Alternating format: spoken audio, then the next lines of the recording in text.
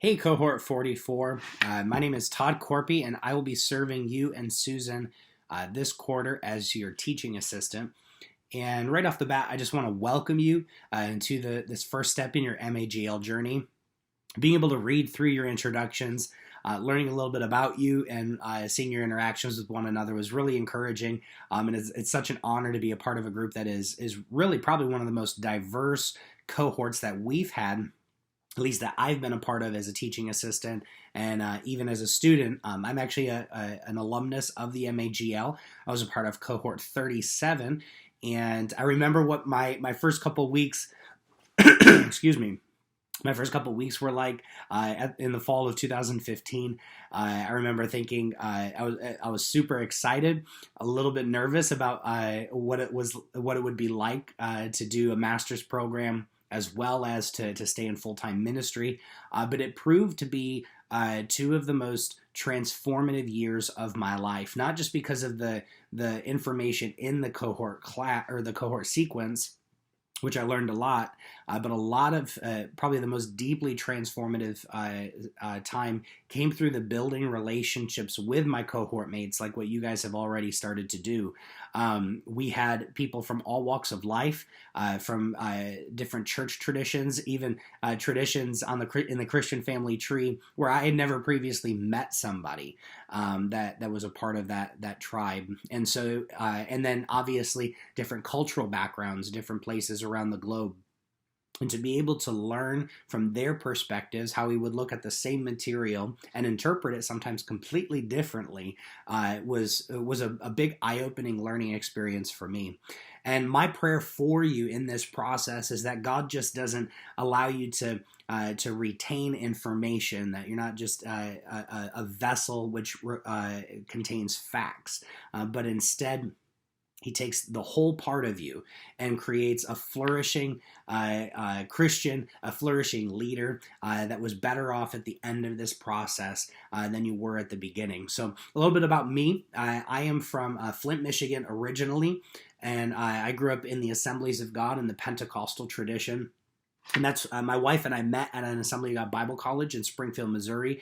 She was originally from Coeur d'Alene, Idaho, so we had to travel hundreds of miles to finally meet in college. But we've been married now for 11 years, and we have 3 daughters and a golden retriever named Carl Barth. And we feel like we missed the opportunity by actually naming him Carl Bark instead of Carl Barth. But, you live and learn. But most recently, we were church planters. We planted a church in Flint, Michigan, in the urban center of that struggling city, and I watched God just do incredible things.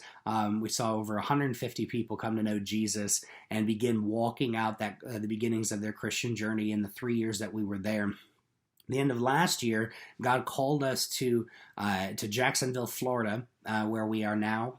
We've been here about 6 months, and serving at a church called Celebration Church down here. And I'm actually I'm a part of the Doctor of Missiology program in cohort 33 there, or I'm sorry, 34. And using a change initiative that our church is undergoing and kind of changing our approach to both mission and ecclesiology, as the subject of my missiology research. So exciting things. We love this city, love this culture, love learning about and experiencing a very different culture than what we were in previously. And so a couple of quick things that I want to hit on as your TA. The first is that when it comes to grading, I'm going to provide a lot of feedback in the actual assignment itself. Sometimes I'll use my Apple Pencil, so it'll be written on your paper, just like if it were an actual paper in front of me that I was writing on with a pen. So you'll be able to see that feedback.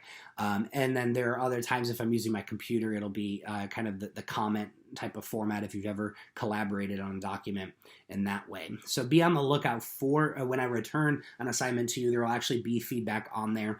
And I especially in the beginning, I'm going to provide a lot of encouraging and life-giving feedback, but it's designed with the knowledge in mind that a lot of us have spent time out of the academy, have been doing full-time ministry, and therefore it's a bit of kind of learning the ropes again and kind of relearning some old habits in terms of academic writing. And so there'll be a lot of stuff about style and logic, grammar, things of that sort. And it's not designed to overwhelm you by any means, but take a little bit of it and use it to improve upon things. So throughout this journey, by the time you get to your final class here in the MAGL program, whether it's your electives, if you're doing those after the cohort sequence is over, or if you're doing the electives and the cohort together at the end of the 2 years, you'll have marked improvement in your academic writing and be ready if you so choose to go on to doctoral studies. So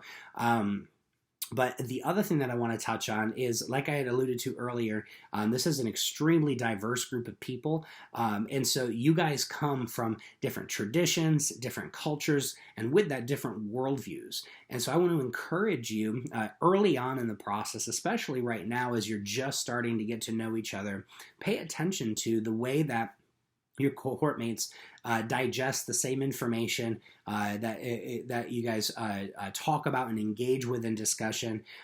Pay attention to the way that they perceive just kind of the unspoken things like time and relationships, if they come from an individualistic culture like the West or a collectivist culture like the East. The way that we perceive the world around us is very different based on the cultures that we live in. And what that does when we examine our own worldview and compare and contrast it in relation to worldviews, to different worldviews, it allows us to be able to begin to kind of see outside of the way that we normally see the world based on how we are raised.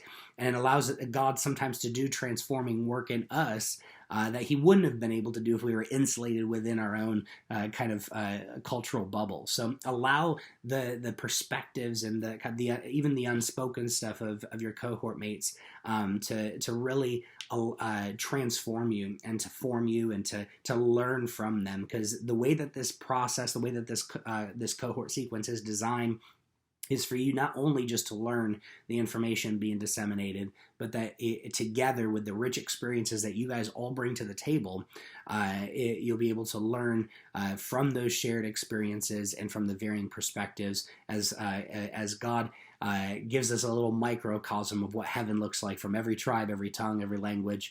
And so I'm excited to be a part of this journey with you in these first several weeks, and looking forward to getting to know you all better. Have a great day.